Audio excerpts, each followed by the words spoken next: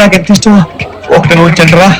చాలా మందికి ఫోకస్డ్ గా మనం ఈ పని చేయకూడదు అనుకున్నప్పుడే దానికి సంబంధించిన అన్ని కళ ముందు కనబడుతూ ఉంటాయి. మనం రీసెర్చ్ చేయడానికి దాన్ని ఓవర్టేక్ చేయడంలోనే మన విల్ పవర్ ఉంటుంది.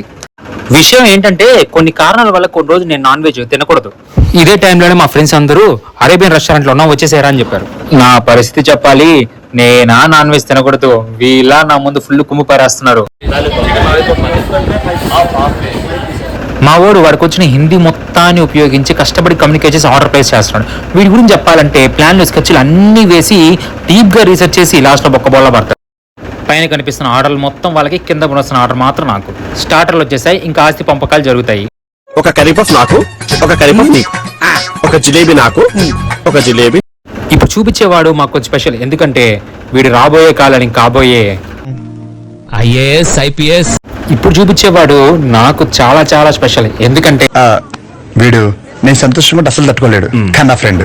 ఇంకా వీడి గురించి చెప్పాలంటే మాత్రం అంతమంది ఎరుపు పువ్వుల మధ్యలో నాకు దొరికిన మల్లెపువ్వు మామ నువ్వు, మల్లెపువ్వు మామ నువ్వు. నా అదృష్టం దరిద్రమో తెలియదు కానీ నేను తిన్నప్పుడే ప్లాన్లు వేస్తారు. చాలా సార్లు ఈ రెస్టారెంట్కి వెళ్ళి తిందాం అనుకోను. ఒక పక్క ఏమో చికెన్ లాలీపాప్ మండి, ఇంకో పక్క ఏమో ఫ్రైడ్ చికెన్ మండి. వెజ్ లో ఎన్నో రకాలున్నా నాకు నచ్చేది ఎప్పటికీ పన్నీరే. పన్నీర్ ఫ్రైడ్ రైస్, దానికి కాంబినేషన్ గా బేబీకార్న్. ఎంత బాగా ఊడ్చి తిన్నారు రా అసలు, ఎముకలు తప్ప ఇంకేం మిగలకుండా. ఇంత తిన్న తర్వాత ఖచ్చితంగా ఏదో ఒక సాఫ్ట్ డ్రింక్ ఉండాలి. ఇక్కడ గోలీ సోడా స్పెషల్. ఈ రెస్టారెంట్ వచ్చి ఆర్ఆర్ పిక్చర్ హాల్ కి ఎదురుగా అయితే ఉంటుంది. ఇక్కడ నాన్ వెజ్జే కాదు, వెజ్ కూడా టేస్ట్ చాలా బాగుంటుంది. Please try it. Thanks for watching. Please like, share and subscribe to PY Middle Class World. Follow on Insta and connect with threads.